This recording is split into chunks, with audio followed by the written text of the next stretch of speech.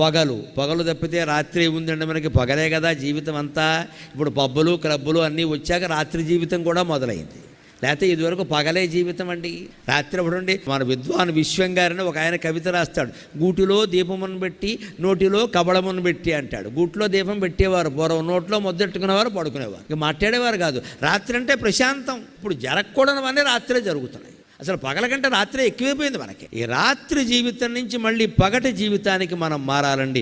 దివాకరహ అంటే అర్థం అది. రాత్రి అయింది అంటే పడకే అంతే. 8 గంటల పడక ప్రతి మనిషికి అవసరం అండి. ఇవాళ యువతరం గమనించాలి, పడుకోవట్లేదు వీళ్ళు ఎవరు. 1 గంటకు పడుకుంటారు.